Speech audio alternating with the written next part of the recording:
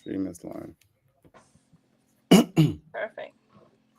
So, but we're live. Okay, perfect. Hi, good night, everyone.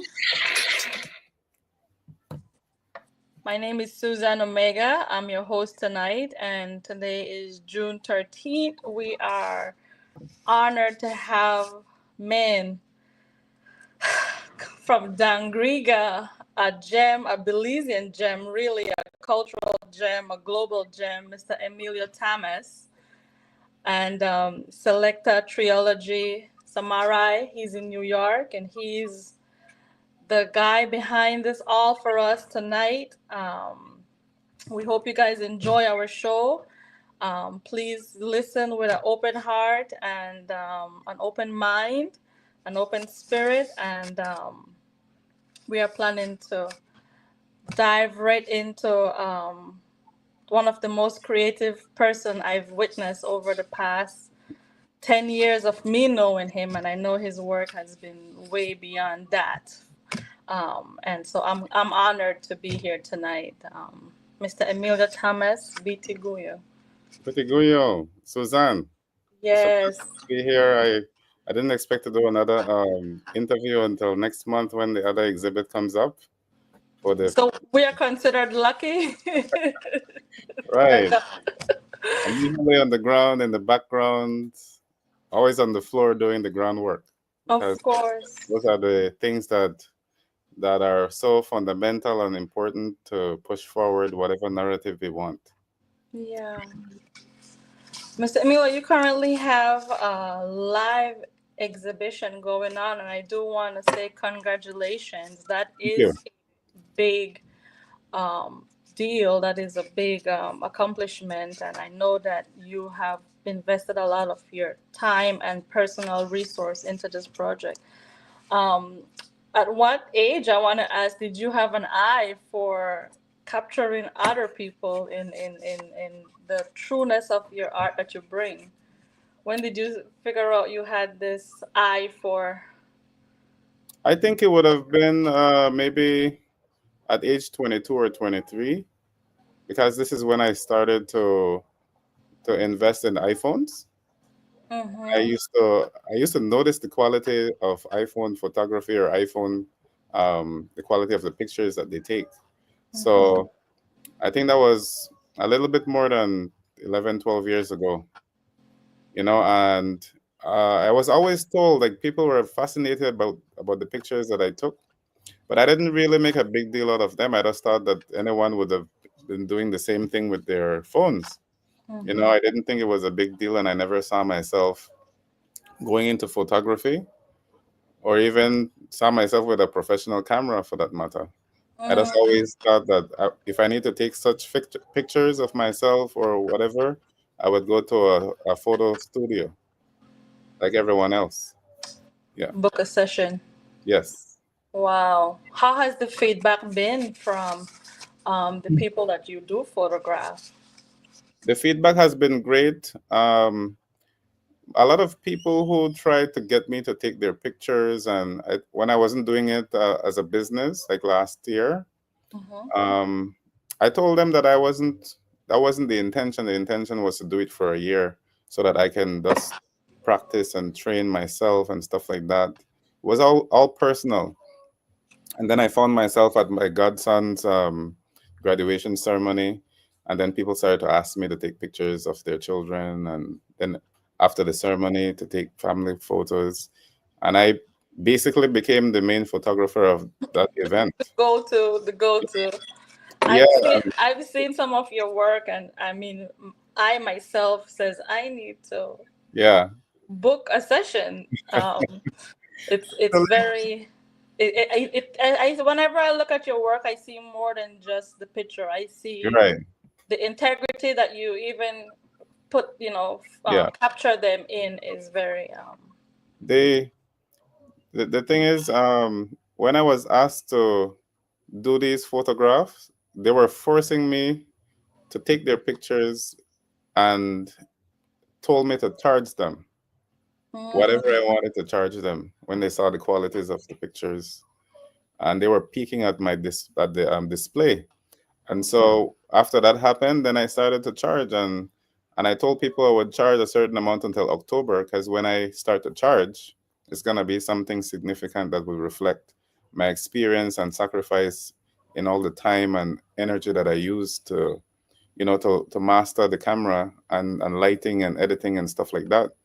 Yeah. So I'm glad that I made those steps, because I think that even in the Garifuna culture, in order for us to tell our stories through photographs, based on what we do, baking the cassava, the other processes leading up to the baking of the cassava, the areba, cassava bread, um, all these different things, we don't usually have good record keeping of them in the way that people are naturally doing it, and they don't know that their pictures are being taken in certain shots. Mm-hmm. And I think those are the most special pictures that I have, when they have no idea that I'm taking a picture, because they think They're it's a not full. over. And so I start to walk around and stuff and start to get angles that are not common. And when people see themselves in a certain position and the seriousness of their work, the dedication, you see all of that being reflected in the photo. So it's not just a picture, as you said, it's a moment in time that they can look back, even in a gallery elsewhere, or maybe their children or grandchildren would look back and say that this is my relative when she was, or this is my mom when she was, you know? Because my Yeah, intention is to have these up for a lifetime, even if they circulate around the country, or otherwise. around the world. Yeah. Yeah, I would hope that anyone who's currently being in the portrait, and their children or even their grandchildren moving on, can see the pictures and maybe even harness just aspirations from it, or some Yeah. strength or hope, and find it relatable too. Find it Yeah. relatable too. Yeah. Um, Last week I was at the store. mm-hmm. I was at the store purchasing something in Dangriga, and there was a family that came up to me, and they said that their little girl just told them that they saw me in Saint Mike, that I own the big building in Saint Mike, The the Welcome Center. Welcome Center, yeah. Because the little Oh, girl, she recognized me, my portrait that's lying there, my self portrait, that right? is so powerful. And this little girl is from Dangriga, but apparently they took a trip. Mm, Something took a trip to that Welcome Center. And it's just amazing that she remembered, and it wasn't even that recent, maybe a couple weeks or so prior. But that was a good feeling to see that, these things are giving an impression on people, especially the kids, because it's important for kids to appreciate things when they're young, and then they're going to have other options, or like hobbies that are not too common among children in Belize. And I think this is a good experience for all of us at the end of the day. I could tell you this, Samo. I agree with everything you just said, and I can tell you this. At maybe her age, I don't think this is my first time, honestly, meeting a Garifuna. Would you call it portrayer? Portraiture of photography. Portraiture or Yeah. photographer. And I don't think I've grown up in Belize. I've met a lot of artists. I've met a lot of Mhm. creative. This is my first time. So I'm pretty sure she saw you, and it becomes a role. It becomes a role model. Right. It becomes something that is very Right. good. Those are the things that motivate us too, Yeah. to keep. I mean, the money helps, right? Because we can pay to propel some of our other projects, but when Yeah. the kids can spark something in their brains, and I know that you are such a simple guy that that, Yeah. that probably pays you right there. That interaction with that little girl. You don't know who she gonna be. Yeah. She What might be the next prime minister, I believe. I think I am mostly inspired by children when it comes to photography. Mm-hmm. When they see their pictures and stuff like that, when they Mm-hmm. see their pictures in an actual camera, because taking a picture on an iPhone and taking a picture on a professional camera are not the same.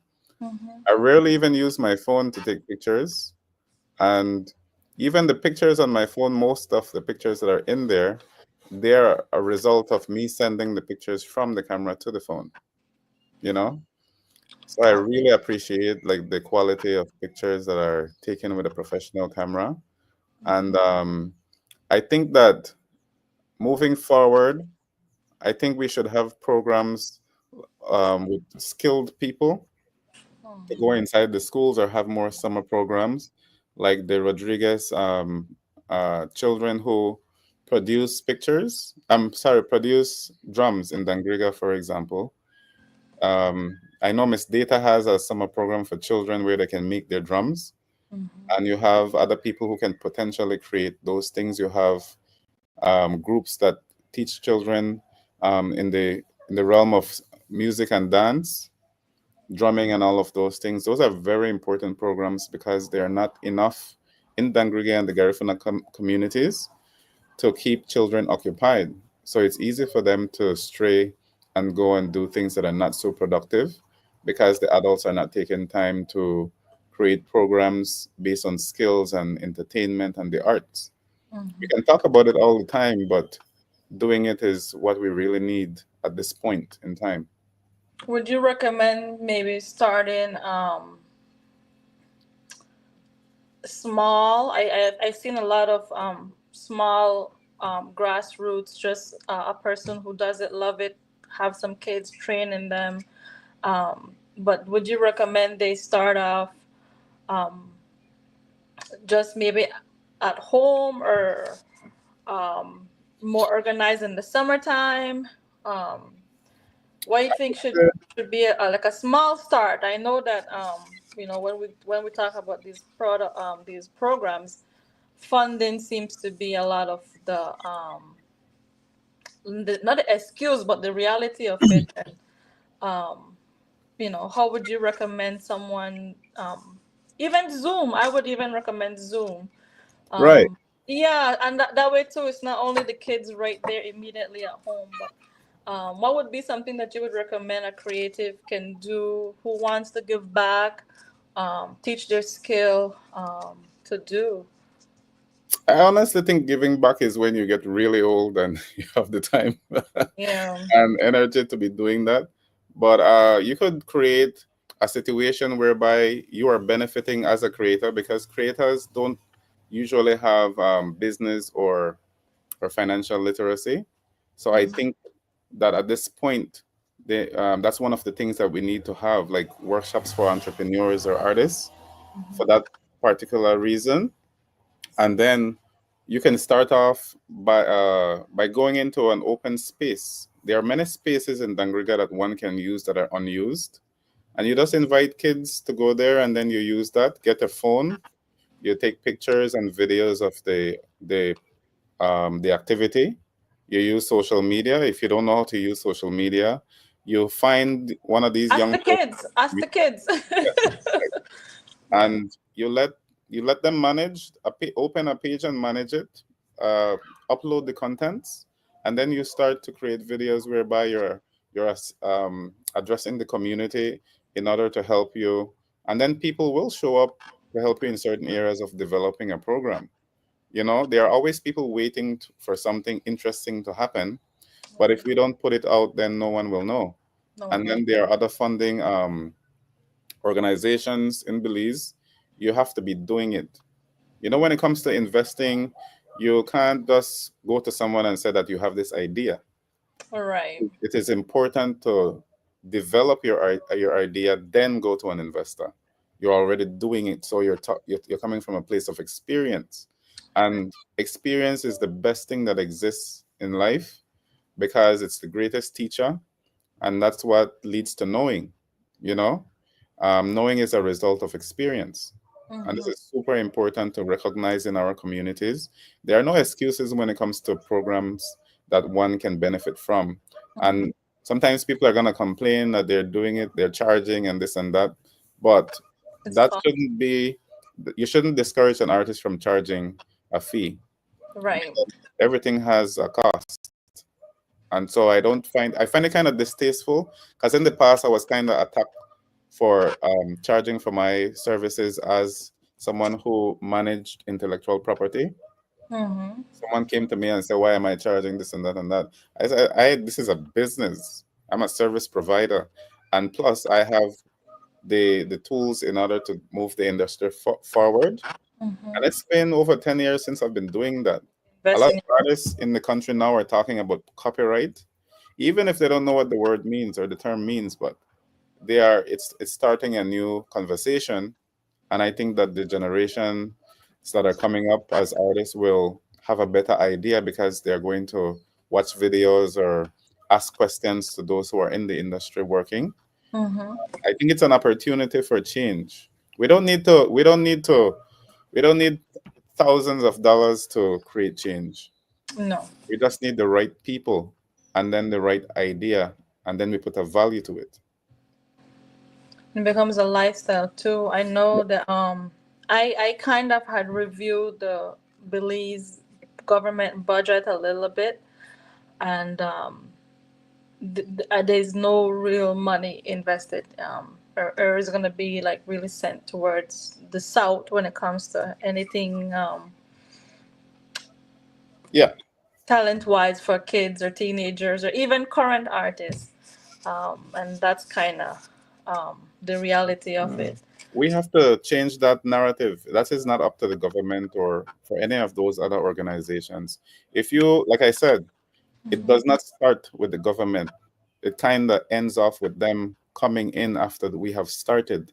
You Mm-hmm. know, when we have meetings in Dangriga for the culture and creative industry stakeholders, a lot of artists are there to see how much they can get and whatever.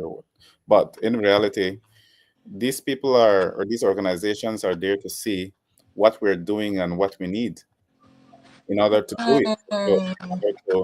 but the intention that the artists go to the meetings is not in alignment with what can be the movement forward to developing the industry. And Mm-hmm. that's a big issue. We don't have leaders in the culture and creative that Mm-hmm. are willing to take it forward. It's all about talk. And there are like so many meetings about them. And talking doesn't change anything, it's what you do. It's the And action. we have the human resources to take each one of these things forward, but we don't have the will and the people to lead it forward. The the opportunists. A lot of opportunities are available for Belizeans, for Garifuna people, people from the south. But we can't be victims to anything. We have to figure out what we want, create it, and then we start to reach out in order to build. And we don't have a lot of producers in the south. Producers meaning people um, who are not consumers too much of everything, but they create ideas, they create programs, they create Mm-hmm. whatever they need in order to push things forward. It's mostly consumers, people who are following some kind of trend that they think is working. Right. It's not working, but they still are going to put money into that or put time into that, which is not working. Right. That has been affecting the culture and creative industry significantly because we don't know what we need. And even if we think we know and we get it, we're gonna go and pay bills and then go and buy something expensive, and we're not going to invest in the tools we need in order to build ourselves, be an example, Mm-hmm. gain more experience. Right. Right. I don't play that victim game when it comes to the artist Mm-hmm. because I think as an artist, if you are not knowledgeable about your craft and the business part of it, you become a victim to the system. It's a Mm-hmm. total waste of time. You need to find something else to do. Mm-hmm. Mm-hmm. Yeah, it's. I think more and more people are really becoming craft, using what they have, and doing a lot of self development stuff, and really Yeah, going beyond the box of just yeah. yeah. Wow. Is that my phone? No, No, it's mine. I'm that's your putting phone. it on do not disturb. Yeah, go ahead. And Emilia, you currently have in the same bite. Before we go to the same bite one, or let's do the same bite one first, because I know that's a recently opened cultural welcome center. Yes. And I mean, how did you get so lucky to have your portrait in there as the opening running like that? That Um, is a big deal too. It's not only Right. Do you also have roots in Same Bite? I do have roots in Saint Bite. My Thomas relatives are from there. Oh, good. I do also have roots from Same Bite as well. Yeah. Augustine. And Yeah. then when you talk about Saint Bite and Georgetown, it's the same tree. Uh, Yes. but Yes. yeah, I was practicing a lot of street photography Mm-hmm. since I got back from Panama in October 2023. And I went out almost every day. I'm on the streets. People are wondering what I'm doing there. I'm practicing in the night in the big blazing sun when the sun is highest, when photographers Mm-hmm. shouldn't be taking pictures in some very crucial situations. And Mm-hmm. so when I was posting pictures on my photography page, just for fun and stuff like that, to build my portfolio, I was contacted by the Imagination Factory from Belize City. So, And yeah, the Imagination Factory is the host for the exhibition. Very right. nice. Very nice. And so, in collaboration with, the Imagination Factory, in collaboration with BTB, they someone That's contacted me and The Belize Tourism Board. yes, Very nice. someone contacted me and said that they have seen it all. They have seen craft, they have seen this, they have seen painting, they have seen photograph, but my pictures they have never seen. Mm-hmm. And that's what I was told. And then I was told about the inauguration of the Welcome Center in St. Bite, Mm-hmm. and they asked me to submit some pictures because they want to select 20 in order to put at the center of it. And that's what I did. And then I was invited to the ceremony. They asked me if I would be around, and I said yes, I would like Mm-hmm. to be there. And so I took the time and I made it to the ceremony. I was Wow. there. People were walking around, and they had no idea the photographer was in the room. Oh wow! Feel like an Yeah, undercover boss. yeah, yeah. I'm very, very I know quiet. I'm not, it's. yeah. And then I And you're was, so quiet too. You're always yeah, so quiet too. So we don't. Yeah. yeah, I'm not trying to prove anything to anyone. I think at this point in my life, I just want to do the work Mm-hmm. and let people learn from the experience. If they have any questions, they can ask from my perspective, and I would willingly share with them. But I was privileged to put myself in that situation, spend so much time in it and putting it out there. Mm-hmm. Imagine if I didn't show my pictures out there, you know? So that's what led to the discovery. And they asked me if I wanted to keep the pictures there and for how long and stuff like that. And I just told them to keep it there until it makes sense to remove them. So you have from May till December in same bite or in the other location in Belize In the City. other location, yeah, So the because other location in Belize City, can you give me the name of the location? the location is the Imagination Factory near the water taxi area. I don't remember the name of the street at this point, but it was only there for 2 to 3 weeks because these 40 portraits, it's two times the amount from the Saint Bite, Mm-hmm. are on tour. So they started off there, and last Thursday was in Benke House of Culture. The pictures are I still there, I right? like the Banque House of Yeah, Culture. They curate yeah. very top notch things. So So next after it leave the Banque House of Culture, where it's gonna go next? it's gonna go to after Benke House of Culture, it's gonna go to San Ignacio House of Culture. That's next month in July. In August, it's gonna be in Belmopan at the Belize University. The dates are we always decide the dates after the last exhibit. We haven't Mm-hmm. decided July's date. So August, as soon as I get back from Japan, we're gonna be doing it after my birthday on the 8th to at the University of Belize in Belmopan City. In October, we have Corozal House of Culture. Of course, November is gonna be in Dangriga at In Gulisi, Dangriga, also Dangriga will really get a yeah, gem on. at Gulisi Garifuna Museum, because Gulisi is Oh, my that's so ancestor as nice. well. And then I have December at I don't know this location, Banquita's House of Culture. Banquitas. I'm And gonna that find is out exactly where that is. think it's something in PG. No, I would know. It may be in PG because I remember that conversation, but I just don't know. I just don't remember all the details. Or maybe Bella Vista. We'll find out. Yeah, that would be nice.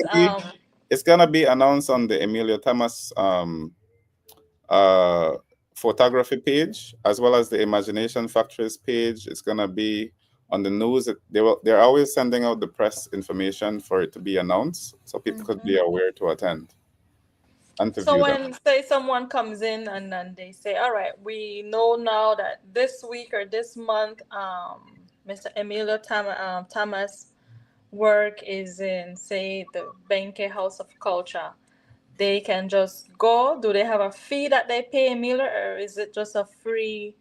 How does that work? I do not know about a fee going to the houses of culture, but it's possible. I have never asked that question. But all the times I've been to houses of culture, I have never been charged before. Usually they have a donation or a suggested. Uh-huh. Yeah, usually that's what most of the exhibitions I've been to sometimes too would just have like a suggested donation box or something that Yeah, I like think so. but that's nice. It's a very good question. Yeah. I mean, you're the artist. You don't pay attention to those. You have people No, who I can just go to any random concert with my guitar on my back and they're gonna let me in. and they're gonna let you in. I know, I know. I mean, how can they turn you away anyway, Right, right? right. Wow. Mr. Emilio, tell us more. You mentioned about going to Japan in August. Is it a project you're working on? Is it what is Japan trip surrounding? It's it's actually I'm gonna go and perform along with Joshua Arana. We're gonna go as drummers, musicians. I'm also gonna play the guitar, and I was handpicked from my band project in Ebese and the Garifuna Collective in Mm-hmm. order to go and represent the Garifuna music of Belize along with Joshua. And uh, it's for the World Expo. The World Expo happens every about 4 years. In Mm-hmm. 2017, Project in Ebese, my band attended in Kazakhstan, in Astana, Kazakhstan, in Asia. Okay. And about 2021, I think the Garifuna Collective went to Dubai for the World Expo. And now I get there. But both of those times, I didn't have time to go. I had prior commitments. I was probably Okay. in Europe. And then the other time, I think I had things to do with school. I don't fully remember. But now I have the time to attend, and it's going to be in Japan. No, you're needed. Uh-huh. No, you're needed. Um, Joshua Arana. Let me just make mention of him real quick. Um, if you would like to pass on a message for us here on Sea Smokes, we would love to have him on as well. Yeah. He seems to just be shining every time, and Yeah. I really got acquainted with his work during COVID, and that drum was just doing Yeah. so That's why he's like a drum whisperer. much. Yeah. So I can connect you to Joshua after. We'll be traveling together for the first time, now for the second time, because we did Or go you to. guys can call us from Japan. We would love that. Yeah, yeah. So we actually leave to Japan. I think about the 30th of July. So that's a Okay. day before my sister's birthday, Mhm. and then I get here about the 7th, which is the day before my birthday, For August. and so it's only for about a week, a couple of days. We're gonna be there, and I think the highlights of our time in Japan is like 4 days. Wow. So it's the World Expo is a very like high end and super event, and I think Hmm. that I look very forward to being there representing the Garifuna people, culture, and music because we always need good representation in order for sending the messages so people could come and see who we are, what we are, promoting Belize, promoting the Garifuna communities, promoting the different aspects of our culture. And music is one of the tools that we use to do that Yeah. because whatever they love that sound and they're going to ask themselves, where is this from? Where does this come from? What are the other things associated with this music? you know. And I think Joshua was he's one of the most skilled drummers that I know in the Garifuna culture. And I think that the last time I performed with Joshua was around that same time that we're leaving, and it was Mm, 10 years ago in Haiti in 2015 when we went wow. to perform there. So that's gonna be a thing. This is gonna be the second time I'm traveling with him. Wow. Yeah, I know I have seen you in Boston at Berkeley College, and you guys had a yeah, whole residency for a week or two. But mhm, you also gave lectures yeah, before the Garifuna Collective presented and performed for us, yeah. and I thought that was very educational and also very Insightful. one on one. It was very current, and Yeah, the room was powerful. A lot. yeah, Everyone had. I mean, you had our attention, me and my family, and everyone in the yeah, room who were professors, global professors, was yeah, just so um tuned into everything mhm, you had to say and the way how you delivered yeah. the story. It wasn't only like old time storytelling. It was No. active.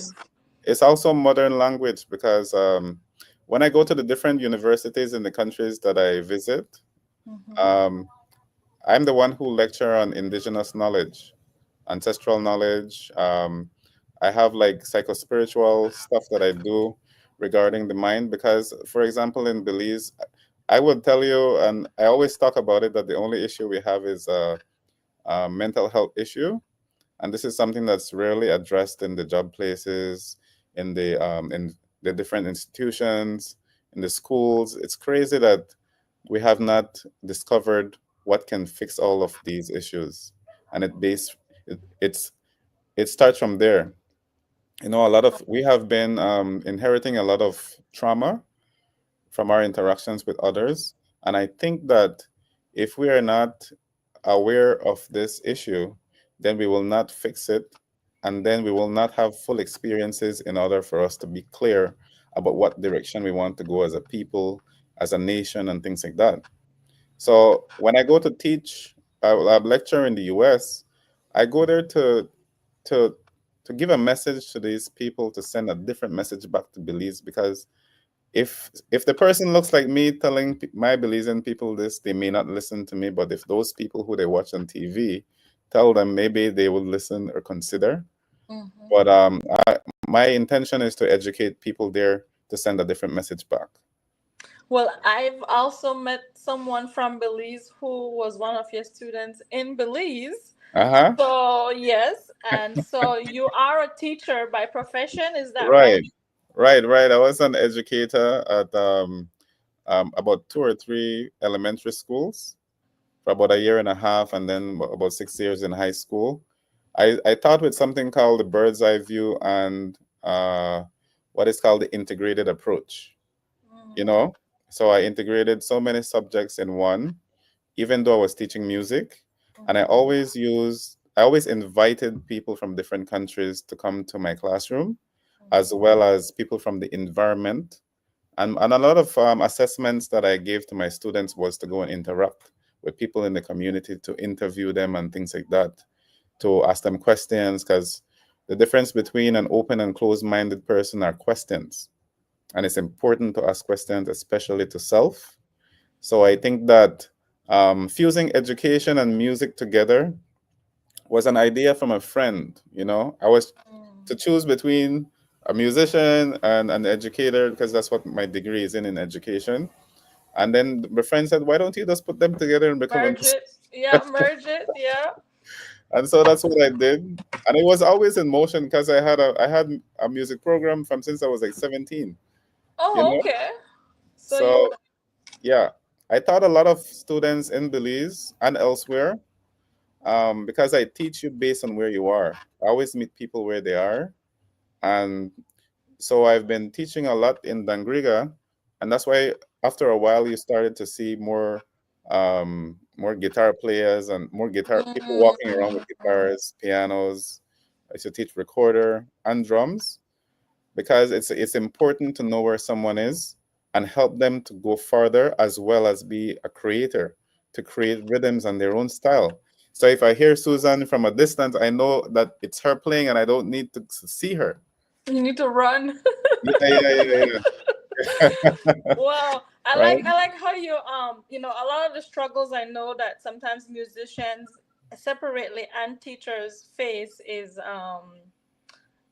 the pay, right? And so to take that challenge of wanting to be an educator home in Yeah, Belize, and wanted to pursue a stable employment of being an educator as well.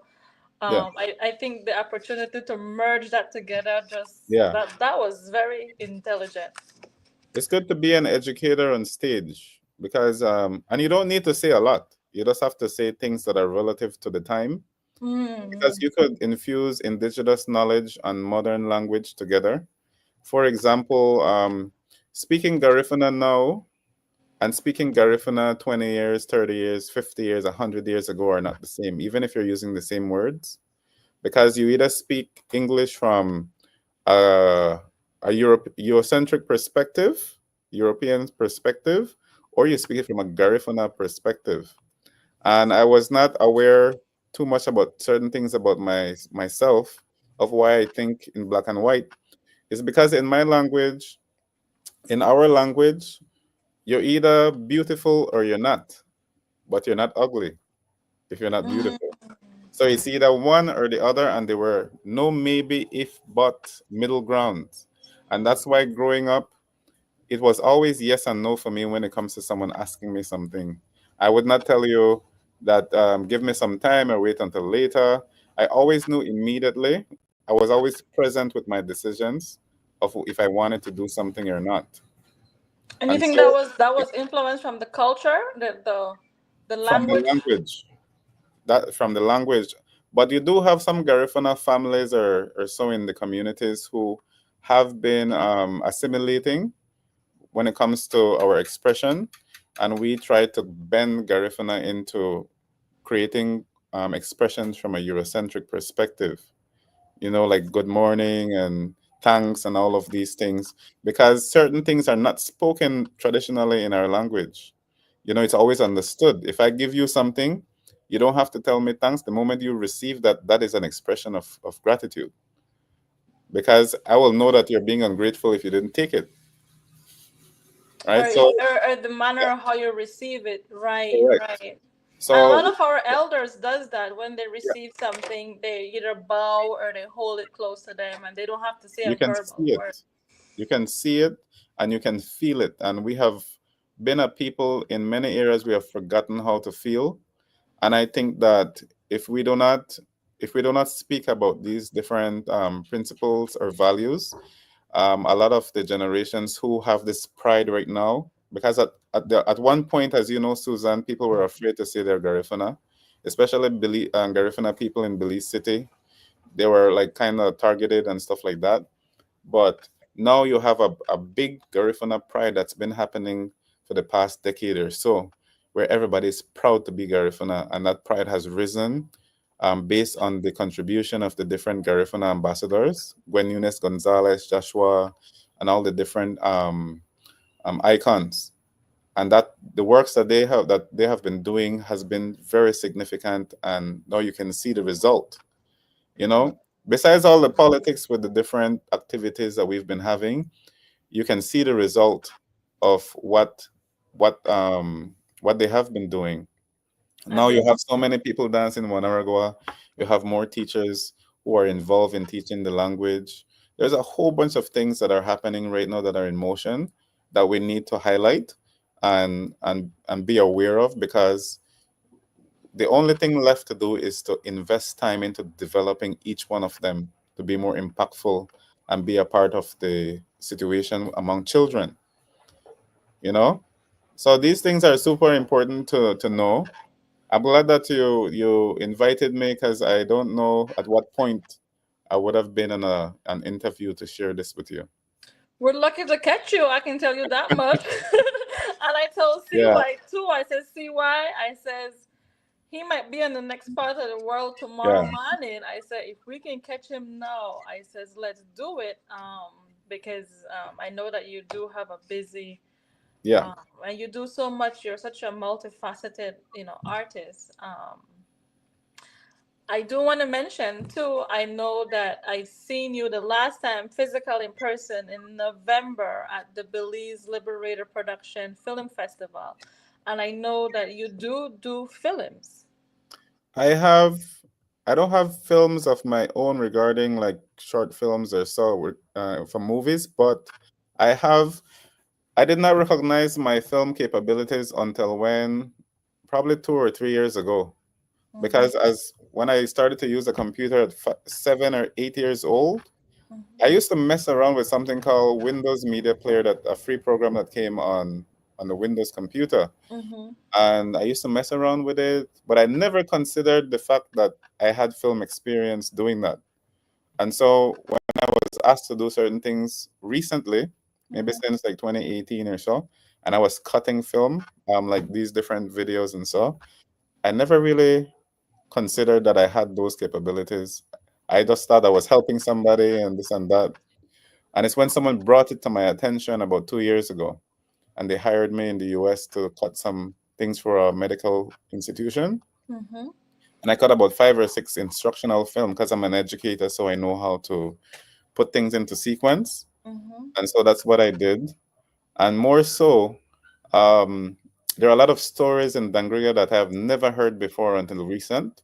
And it's not just the stories, but how they're being told by these particular elders.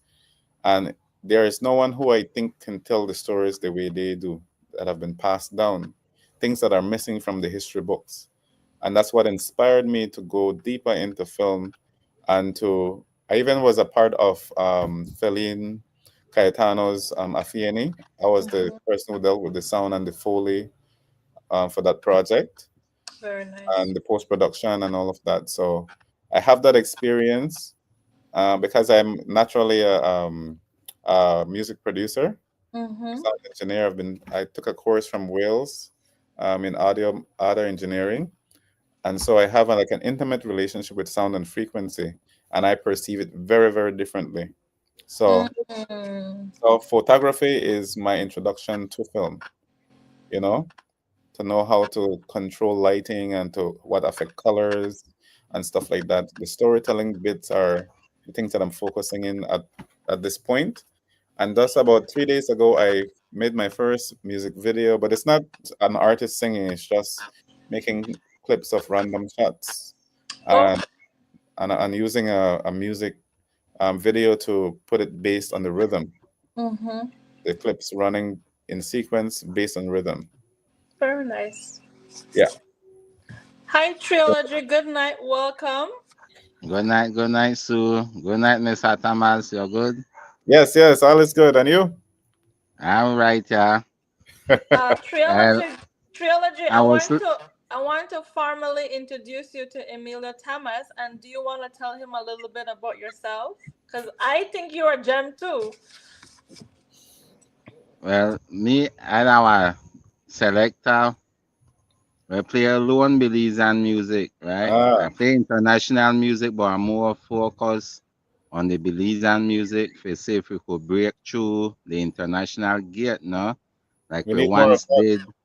Yeah, like we once did, no? We want to get the music out there, 'cause we have clean, positive, constructive music Yeah, about the history, about the past, present, hopefully yeah, a bright future through the music. We, try um show people that we dey do this long time too, no? That our fight, but we can't give it up, no? yeah, But I mean, I listen to you and I could see you that are very passionate artist, right? And I see you have very control of your creativeness, right? Know that we think at this time, like 2025 and beyond, and you say the program like GT, Chat or her, and they are Chat kind of GPT. program, yeah, coming in where we could do imitate arts and dance stuff. 10 yeah, years from now, how you think the artist like herself, where have control of their own creativeness, how do you Mm. see the art from? yeah, 10 years from now, yeah, especially in the country of Belize. Um, well, we need more of you, obviously, Trilogy, All because right, I don't know thanks. if you know about the song Sopa de Caracol. It is the Yeah, most successful song in Belize's history. And imagine the DJs in Central America were paid by a major DJ in order to run that track over and over for a generation. And what do you think mm, would happen when these children who are hearing that song, even in the background, become older and they become artists? What they would want to do with that song is to do a version of that song, their favorite song from when they were growing up. And that's one of real. the reasons why there are maybe 15 or 20 different version of Sopa de Caracol, of Kong Soup. Yeah, And even in a cartoon, it's a theme song for a cartoon in Latin America. all So right. even though some people are saying new this and new that, it, it is never the same when like the authentic stuff, like Yeah, playing music and listening to the radio, that will never die. That will always be a thing. And even if you carry the radio also on the internet, but right now at this point with the AI, which has been in motion for a while, it's just getting better and more and favorable to the artists. But the artists need to have a certain level of education. When I say education, I don't speak about schooling. That's a totally different thing. mm, Education is for life, for you to utilize as a tool for your life and what you do. So if the artists take the time to educate themselves, because all the information is on TikTok or YouTube, whatever platform they use, Mm-hmm. they have to spend time looking for certain things, like how to use AI as a singer, how to use AI to collect. Because a lot of millions of dollars go to the different big artists because the smaller ones don't know how to collect their money. And these Mm. DSPs will only hold it for a short period of time, like 2 to 3 years of when it was generated. So they would have to educate themselves to see how can I collect my money. People are boasting about the number of streams, but why boast about something and you'll never collect for it? Well, you're in the position to collect. You are the licensee, right? You're the Mm-hmm. person who has the license to collect those funds, but then you don't know how. And that is what I've been advocating for the past 10 years or so in copyright and intellectual property in Belize to show artists how to collect. But when I charge my fee, they look at money instead of the fact that this thing has a cost and they will never have to pay me again because I just want to train you for 3 months. And once you are fully trained, you are going to do this for a lifetime. There's no university in Belize that will teach you what I have to teach you. And true. the musicians that I have assisted in the past, provide services, will tell you that themselves, right? And so DJs are super important, super, super important. And it's important to know the business side of all of it and to understand the value of why you should be playing more Belizean music, because that's one of the reasons why we overprice the Jamaicans and other people who come in. And when it comes to Belizean artists, there's no appreciation. The schools are not doing a good job because Mm-hmm. you're never going to see a teacher um, with their kids at a concert supporting an artist. It's rare, right? So a lot of teachers are not having the experiences they need with the children. Mm. Artists are going to a concert. You can have a concert in broad daylight with an artist. Those are super important things. Mm-hmm. And then those children will be potential fans for um, the legacy of the artist Mm-hmm. if they become musicians or singers in the future. Mm-hmm. So what we do now is like super important. And if we do something Susan and Trilogy, we should do it with Hey, the look. best of our abilities. I Yeah. don't think that there's any skill that I have that I'm not good at. And Mm-hmm. nothing is special about me. It's just that I did not get the opportunity to develop learning disabilities as a child. And I'm very passionate about learning. So if you ask me what my gift or talent is, if I'm supposed to be talented, Yes, it's yes, not tell us. music. My talent Trilogy is not music. It's learning things in a short period of time. Mm. And it's based on what I want to learn. Yeah. Yeah. And they do a lot of like self-development stuff Yes, that you can guide your because work. you cannot teach a child. You are supposed to create a learning environment so that the teacher for themselves. I see a lot of that going on in Belize. I'm aware. The environment is very like a breeze or something that the learning environment is the school that I visited honestly does not represent a learning environment. No, In yeah, and I said, we need to man, get rid of the way how we do how these institutions they function. The education institutions in Belize have to change the way they do things for it to be applicable to learning, because these learning environments are not catering to the children. It's just a business from my perspective as an educator. And I did not feel too well in the schools because I think that they were not doing justice in providing this that the children needed. It was not about the children, it was mostly about the teachers for the teachers, and the yeah. school's image. And I'm Um, not pleased with things like that. Emilio, I do want to ask you, and this might be a little personal, but I think it's current. And can you hear me, Emilio? Did his did his Yeah, did he go off? I think his phone might have died. yeah, I don't see I'm fine screen. Yeah, but I did wanted Okay. to ask him about the he's a teacher, and I feel like a lot of the schooling could. Sorry, we lost you there for a minute, Yeah, Emilio. I don't know what happened. Yeah, no, I was just telling it Selecta that the opportunity for the school to foster some of these programs is good. The spaces are really available, and it's a good place to store instruments too. And I think it would be a good even the time that kids are at school would be a good time to Yeah, rehearse and create and stuff. So I think uh, creativity has been taken out of school significantly in mhm, many places, but because they don't want a creative mind.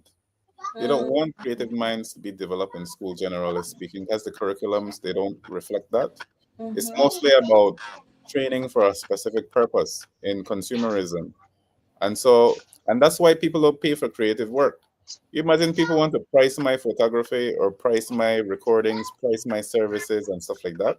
mhm. Like, you cannot go to the Chinese store and tell them that you want to pay 75 cents for something that costs $1, even 90 cents. You have to Right. pay that. You have to pay that additional 5 cents to get that product.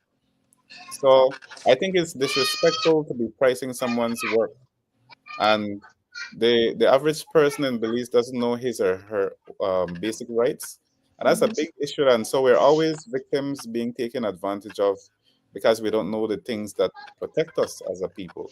The children need to learn that Early, yeah. early on. The most important song in Belize is "No Make Nobody Chance You." You You got to better know your rights. That's the song.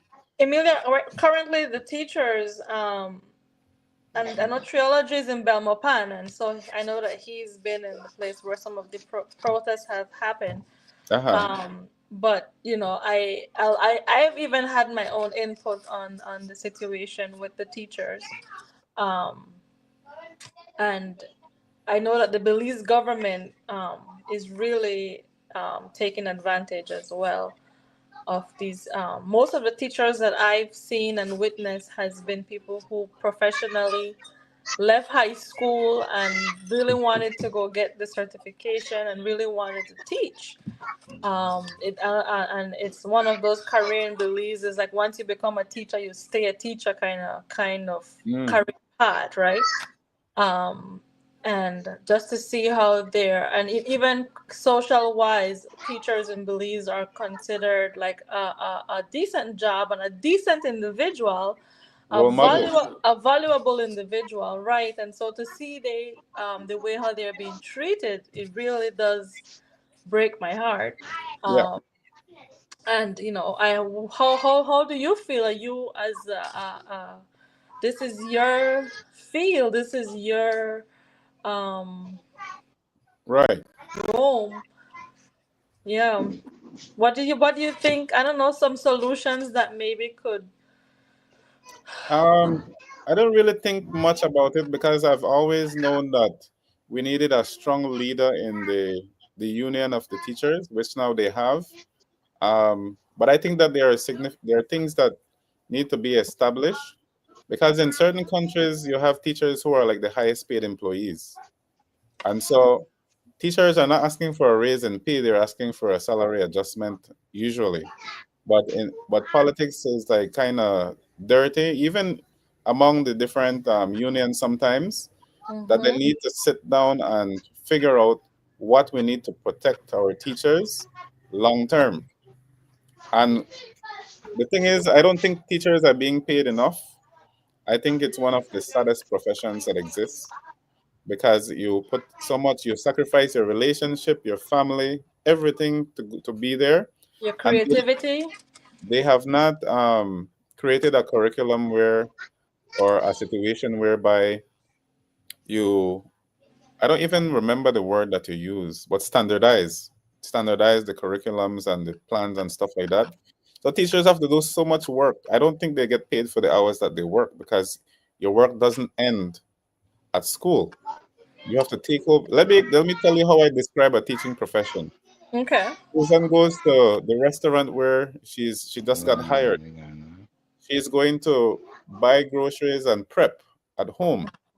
Then she's going to take all of those stuff that have been prepared to the restaurant in order to now cook and create dishes to be served. And so, what the business is going to do now, the business is going to get the profits and pay her a portion based on the hours that she worked during the time at the business. And they're not going to compensate her for whatever she brought to the table for the Or business. the prep time before I was at the. Correct. So she's only paid for the time that she's there prepping for the food. Nothing else she's going to be paid for. She's not even important. And as soon as she gets tired of that and she decides to go home or quit or what have you, she's going to be replaced. Wow. So that's what a teaching job is. And it's not just Belize, it's in many places. And that's why I admire like Finland's education system because you can't teach there with less than a master's degree. You have to have a certain level of education to even become a teacher. What is And it? What is it for Belize? Is it an associate's degree and the teacher certificate, the educator certificate? some people, based on desperation, and especially now, they're creating special situations for people coming out of high school, sometimes associate's degree, and then get a teaching license. So once you apply for the teaching license, you're likely to get it. And then you go into a classroom, someone that has no kind of life experience. And so you go into the classroom with no life experience, you're advising kids and things like that. And some certain questions you won't be able to answer, and then you'll answer it anyway. There's a whole bunch of things that's wrong with that. And so the children in the classes don't get equal opportunity. And Mm, sometimes they mess up the children when they put them in the early classes.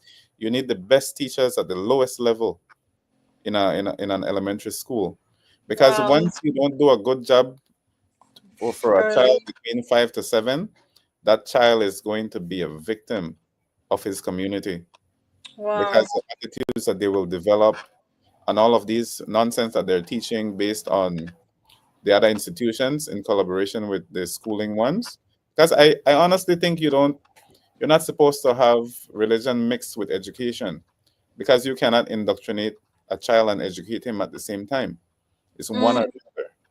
So there are a lot of things wrong with our systems, but I know that this is how we're traditionally doing it. But it will take another generation to recognize these things. And I don't think that they are the conversations of today. Because most things that I think about or talk about is not a conversation. People are not aware of most of the things that I talk about. mhm, mhm.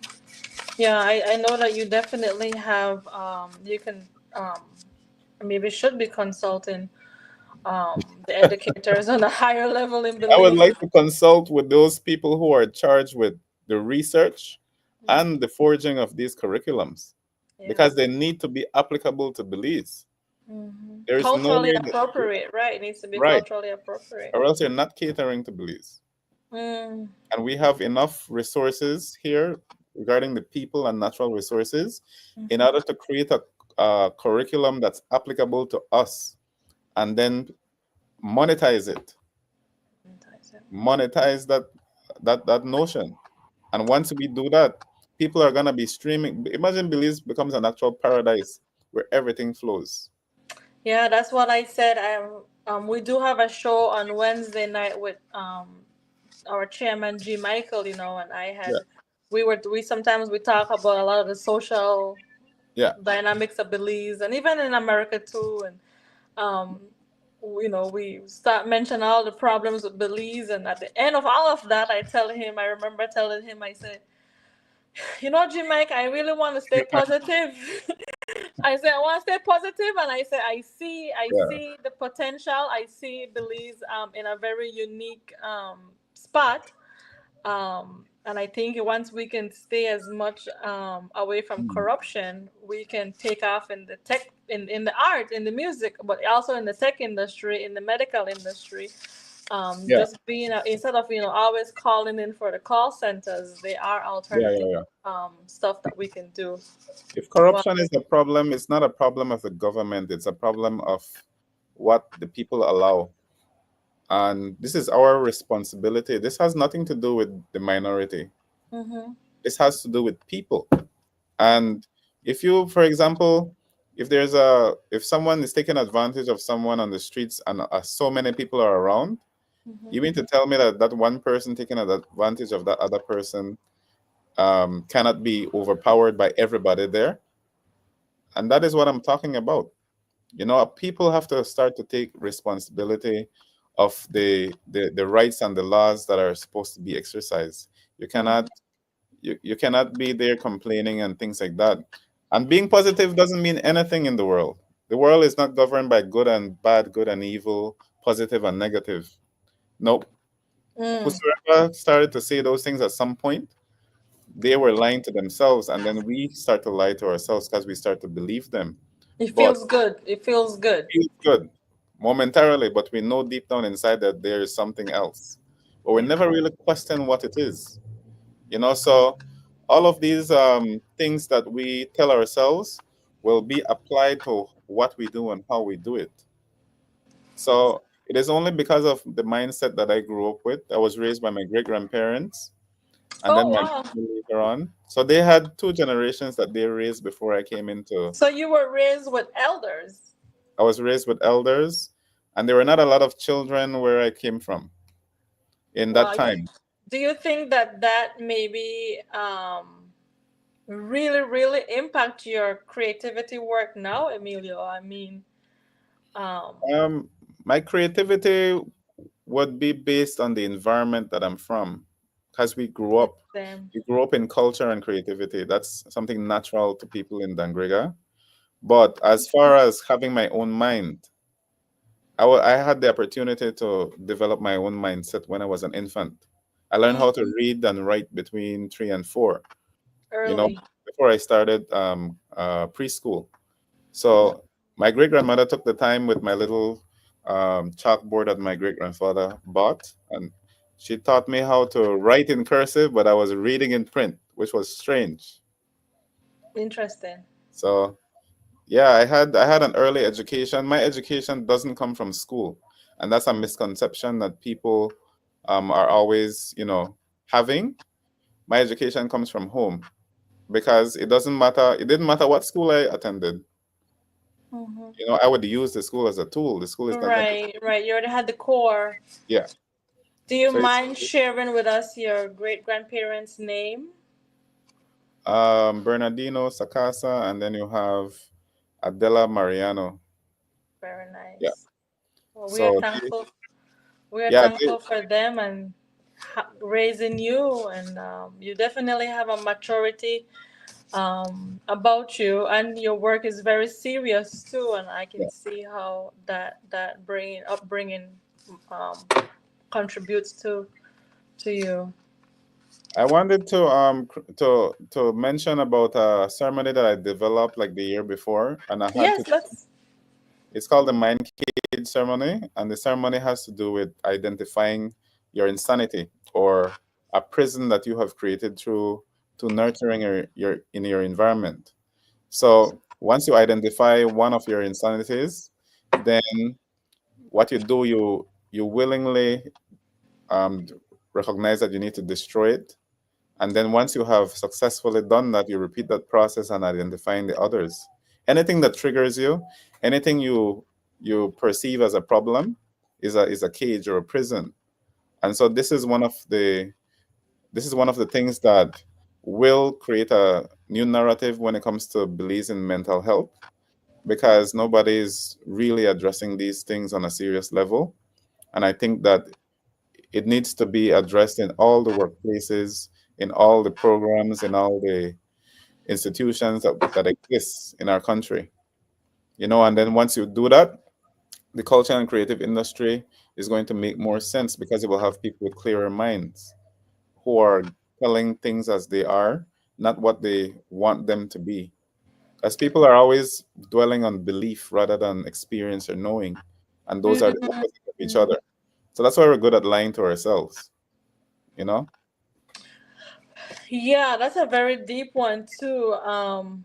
Because when you do, even when you see an artist really could pinpoint and identify and go get some sort of therapy or treatment too for some of those things, you do see sometimes their work can go from like something very mainstream Yeah. to something very where only a one collective of people, a one like group of people gravitate to it more, and you can see when that psyche Yeah. is clear how some of that reaches a different audience. So Wow. what I wanted to the last bit that I would have ever mentioned would be um like the photography culture in Belize Yes. or the Garifuna photography culture. I wanted it to be I want to be an example to those who are coming Mm-hmm. that we are responsible to document the different aspects of our culture, like I said earlier. And it is these these portraits or even other pictures, other styles of photographies that of photography that I have done or practiced, they are going to lead to questions. And so we must be ready to answer those questions when other people ask, especially people who are outside the Garifuna communities, Mm-hmm. because and that way we're giving ourselves the opportunity to educate ourselves. Go Mm-hmm. to the person who bakes cassava bread, ereba.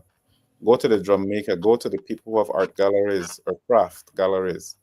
You Mm-hmm. know, educate yourself about your culture and home. Because when you go to another country, Susan, Mm-hmm. people are more interested in those who are knowledgeable of where they come from. Of So you course. have more to share. And that's so you give them a reason to want to come to Belize and interact. You Yeah, and know? you know what I found too, Samo, just when doing Leela's cultural treasures is I've met so much people who know more about Belize than I do. And I actually started to study even more and go back even more and whatever I can, um, take into and look in and pick my own interest. So these people, some of them do know a lot about, Yeah. and It's they want to make important. sure. Sometimes I think they're asking you to make sure you know what you to talk about. So it's good to know. Yeah. Yep. Samo, I do want to ask you. We're getting into closing now, and I do want to ask you. You are movement, and I know that you move your projects by yourself, and you also have collective works that you do. I mean, you're even part of the Garifuna collective. Right. Forgot And about that. that oh my God, how can you? That is like a next huge. I always I had run joke with Al one time, and I tell him, I say, Al is the manager and he also plays the guitar too, right? I tell him, I say, Al, I say, I don't know, I could do the shaka or something. Why I could do? I want to join this Yeah, yeah, band. And he did say, well, we're always on the road and it's gonna take a lot. And you yeah. guys always represent Belize so well and top notch. And um, how was your experience being an active member of the Garifuna Collective? Well, I think my experience, are you referring to outside of the performing or In a whole, no? I know sometimes when you guys come home, you guys just come home to retreat and Right. you go back out. The experience has been great, and it was a window for me to network. I had my own personal agenda to why I became a member of the Garifuna Collective, and it is a representation of what the sound that we have, the quality of Mm, sound that we have is something that is an example to what the Garifuna music should be like. mm, I'm not talking about the style, but the quality of, and how you can work with people with different personalities and survive them, and the different ways of how we express our different backgrounds, because the people in the Garifuna Collective are from different skill-based background. You have Des who bakes cassava, and she goes to different situations to sing and what have you. You mm-hmm. have myself, I do. She just got awarded. Let me break through. Sheila had just received an award too, right? I think so. Yes, she does Yeah, receive. I think it's a female award, artist award of the year or something. Yeah. I think so. I'm not sure if that is, maybe it was last year or the year before, Mm-hmm. but I think I was there. That happened in an island in front of Placencia, if I'm not mistaken. Mm-hmm. And yeah, but you have different people. You have Sam who does farming and other stuff in Cairo. Mr. Harris, and he does do his own Yeah. CDs. Yes, yes, yes. Oh, So Mr. Harris. so the experience would be when we I go hear we have a somewhere. police officer too. Yeah, we do have a police Yeah, officer. yeah, yeah. I He's was I actually was actually very surprised to even find out that you were a teacher, and yeah. I had met Chella in Dangriga, and yeah, she was the one who kind of gave me some of, and I was like, really? Yeah, yeah, yeah, yeah. Because it depends on the time of my life.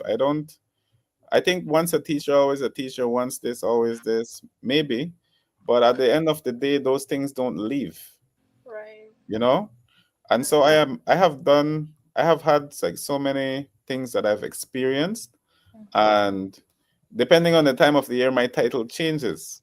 Mm. So there's no excuse not to make some money or whatever, but it's important to have that kind of mindset. If you just focus on one thing that you were told at school, then you're gonna be doomed when that one thing is not working.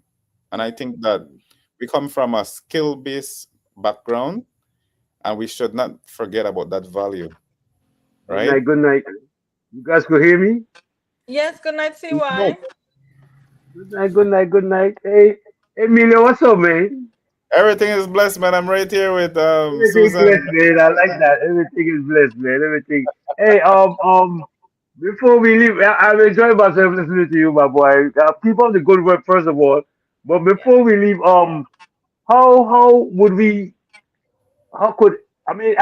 I think more than likely Susan will have your info, so we could put Yeah, it up like probably on a weekly basis, so I could reach you. But we want to know like right at this present moment, is somebody? How could we see your art? How could we hear you? Where could we reach you at? Do you have a website? Stuff like that. I do have a Facebook and Instagram page for the photography. As well, I have a personal Facebook account that exists where I post different things from the photography, from the music, like different stuff, because you don't know half of what I do. And if I But know, I would keep No, it I to could believe you. I myself. could believe you. I could yeah, believe you. but I one, could believe you. I believe you. I believe you. Yeah, I believe you. but one humble correction, Susan, I don't do things on my own. I do. I'm the one who takes it forward, but Mhm. I like working with people. And that's why when I was asked several times, should I go with Sasamo, should I go with Project Inebise, it was always Project Inebise, which was a non-profit at one point. And it does have the experience of going to the World Expo in Kazakhstan in 2017 when I didn't have time to go. And we used to have like something called a Natural Crown Festival in Dangriga, where you have like free haircuts and hair Okay. braiding, like people who would come and give their time to the children so that Yeah, they my could. sister's a part of that. Julia be, that's what Julia be doing. Yeah, go ahead. Yeah. Yeah. So I started that many years ago as an example. Most of the things that I did uh, was to be an example to those that, so that they can start it and continue. And then I Mm, go to something else. So even photography, I'm not going to be there for too long. But everything that I do it from mastery to enter into mastery, or else I'm not going to spend my time learning it anyway. And those are the attitudes I want to instill in people. So when I go to the different school with the children, I let them be aware of how that works or what that is like, you know. But Are you doing any? Are you doing any? Go ahead. Go ahead. Sorry. Go ahead. to reach me, Emilio Thomas Photography. Okay. Okay. Okay. Are you thinking Yeah. about doing any surrounding countries? You know, Costa Rica, Guatemala, Mexico, Honduras. You know, Regarding the photography bit, the exhibition. yeah, oh recording, yeah, yeah, yes, and music too. The music too. I mean, I mean, the yeah, Garifuna Collective go all over the yeah, world. yeah. I own yeah, one band, like I said. yeah. Project Inebise travels to different countries as well, and I'm going on behalf Okay. of Project Okay. Inebise to Japan. So, but when it comes to the Yeah. Right. portraits or my photography, that has been a conversation for the past 2 weeks to go elsewhere outside of Belize, Oh you know, wow, that's and cool. some of the work That's a different. is cutting in See and why out. your phone's breaking up.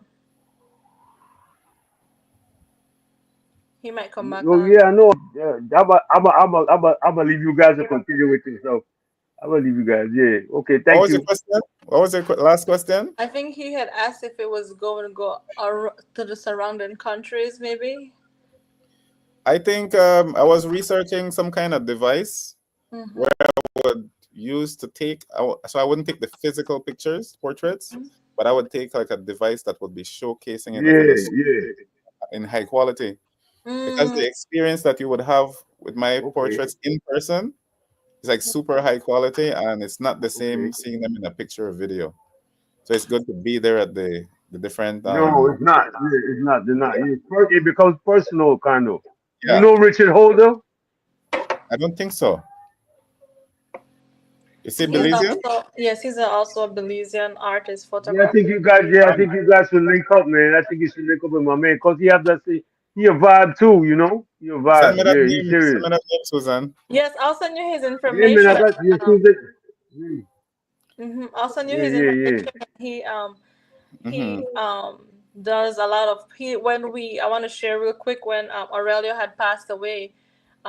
Some of Richard Holder's photos was what we used the night when we did the Ah, tribute. He was able to make it on the tribute too, and yeah, we were yeah. able to share that Yeah, grief he cool together on dude. the show. Yeah, I was kind yeah, of tied up yeah, when cool Aurelio dude. died. I was tied up at the festival when I Hmm. heard the news, and then um, so when I came back to Belize, I told myself I would go to Roatan where he left, the last place he was seen alive, you know, and to Yeah. release whatever it was. So I did visit Roatan about a week or two later, and because Okay. Aurelio was very significant to my music career, he was basically my idol, and we played together at several places and situations, and we did a documentary together. That's not, I don't think it's published yet, but I became the mentor of his son about last year. That's here in Belize, Mm. and he is very skilled, and he learned a lot from his father. But whatever he needs and from me and stuff, I'm willing to always be there for him. And when we had the tribute concert the day after I arrived back to Belize for Aurelio, in Belize City, there was a point in the on the concert while I was playing my guitar that I saw Aurelio's face on this young man, and I don't know if people knew I was crying, but I was feeling something that was strong inside of that place.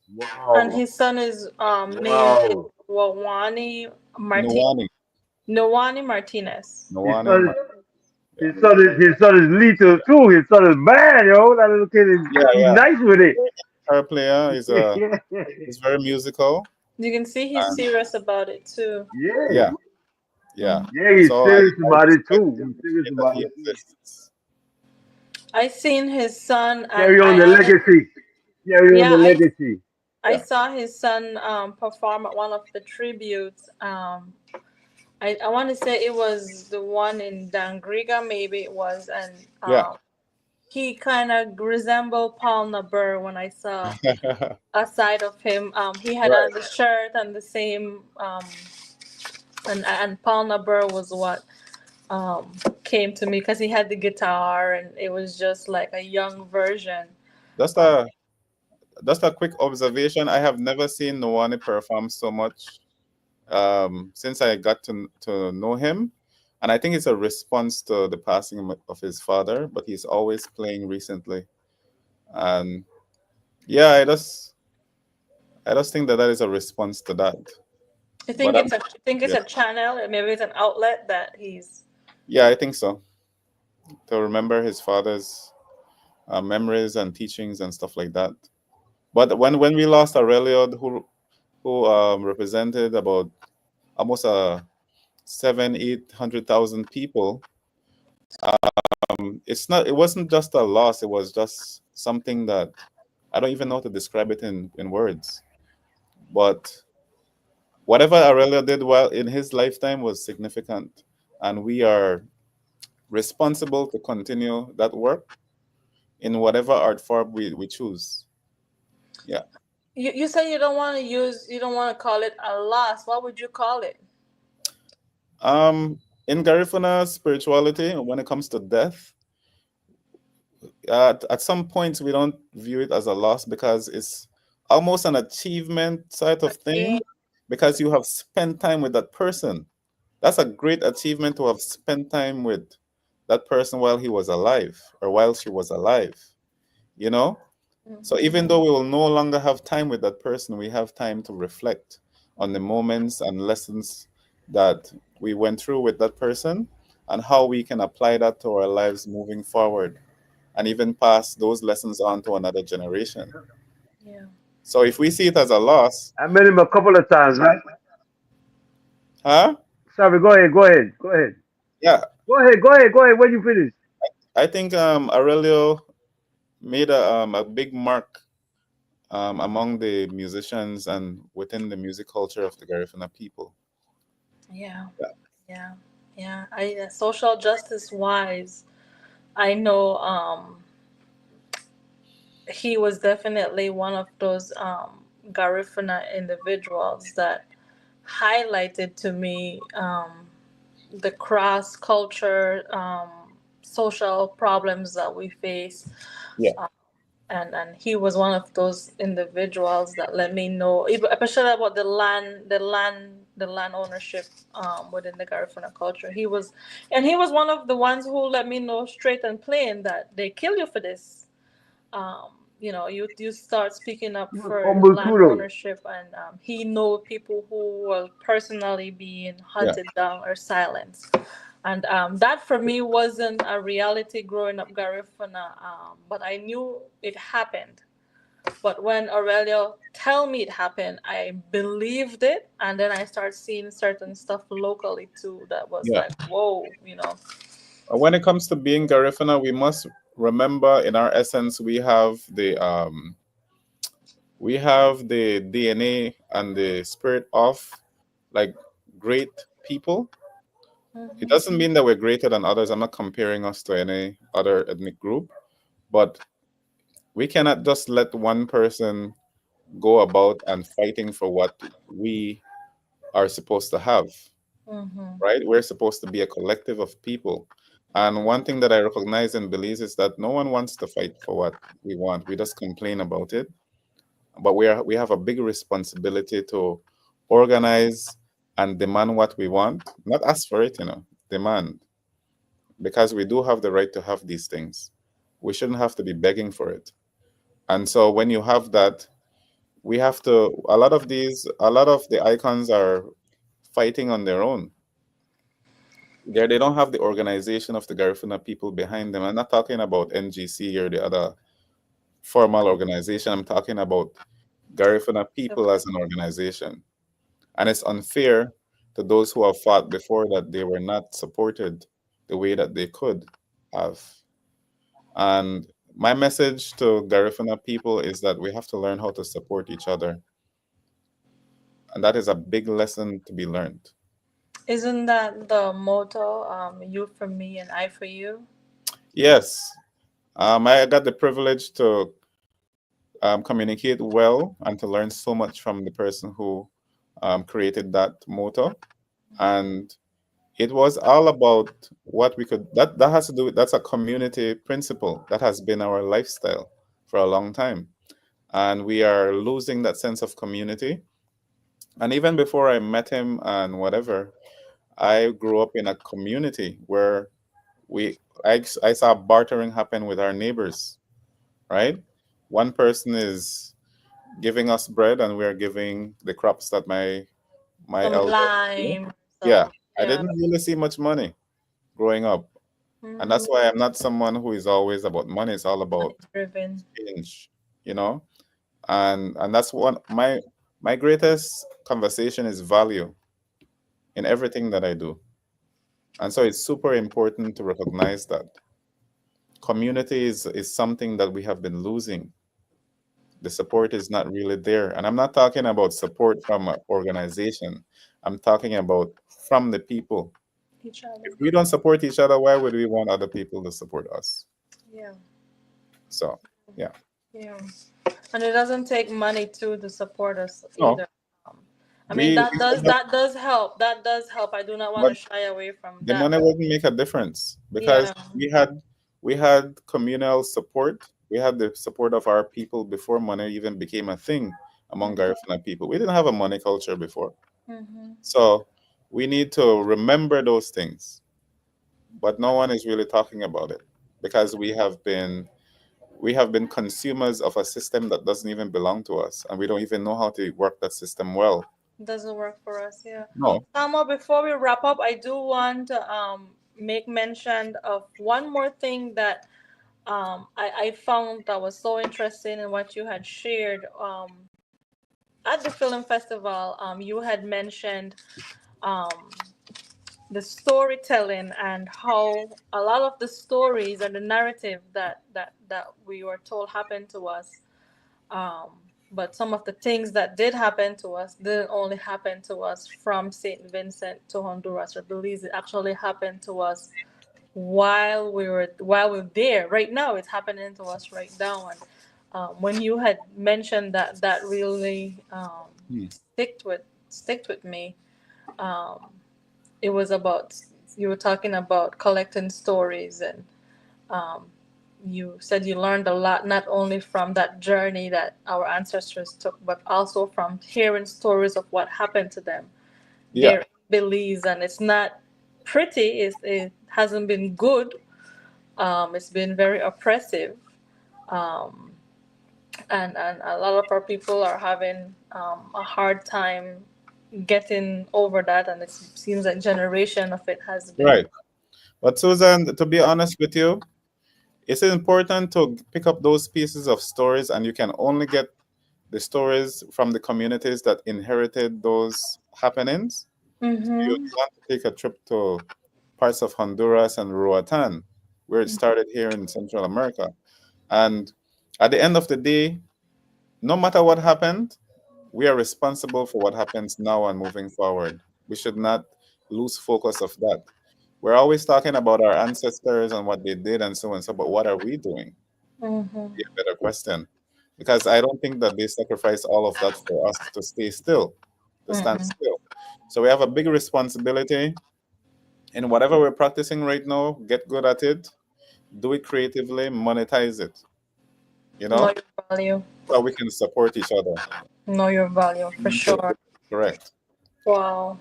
Yeah. Well, Mr. Thomas, this was a pleasure having you on tonight, and I wish you all the best in Japan. I know that I cannot wait to see what you and Mr. Aranda, Arana. Joshua comes and put together. I know you guys gonna represent us well. Um, Clinton, do you have anything you wanna touch base with Emilio before we let him go? No, I'm just appreciative, man. You know me. I like your vibe, and I like the way you came on and shed some light on certain things that need to be addressed. You know, as far as Yeah. being stern with yourself and knowing yourself and what you're capable of. You know what I mean? And to inspire, yeah. Cause I appreciate you, man. That's all I gotta say. Likewise, I'm all right. I appreciate you too, bro. I Yeah, appreciate bro. the Bless. thank you You for go. hosting the StreamYard. Yes. No worry yourself, man. We good, man. Listen, in the future we gonna talk some more, like off set, as they say. You know. Yeah, And I want to yeah. thank you. Then I want to remind everybody that we on the They Go Catch the Show and Ballistic Recordings. I'm gonna share it again as we go along. I'm gonna search out your Facebook page, and then I'm gonna All right, good. and yeah, share it like that. Yeah, but I'm appreciative of my co-host. Of Yeah, Susan. of course. That's that's 100%. my queen too. She out there doing it heavy. So I want to say thank you to her too, and to all our listeners and viewers and all that. You did. I appreciate the invite, and a lot of these things I didn't expect to say right now, but you Yeah. forced it out of Okay. me. Man. No one was supposed to know yet about the Japan stuff, but here it is. Yeah. Dig We it, dig honored. it. We go, man. Stay fit, All right, man. Be blessed, man. All right. Just be yeah, safe and be blessed, man. We need you, man. Yeah, you I, and Jim out the joint for real. I will Yeah, do and my best. he I do want to mention too, he's a Leo. And Aha. so, he just keeps There moving we in go. that Here Leo we go. energy. There Yeah, we yeah. go. Yeah, And The there we eighth, the go. Lions we are Gate, here for it. We are here for it, Here we Emilio. go. All of right, course. Emilio, man. All right. Be All safe, my right. brother. One love, man. Peace. Ayo. Yeah.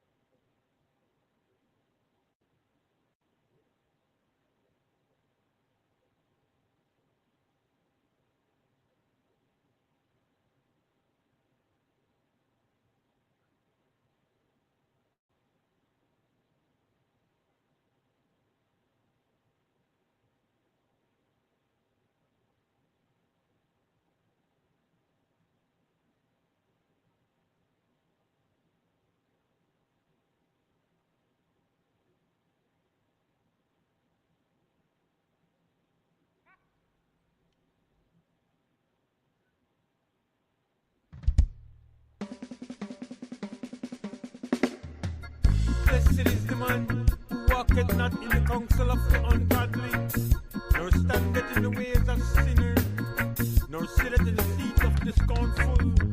But his delight is in the law of the Lord, and in his law doth he meditate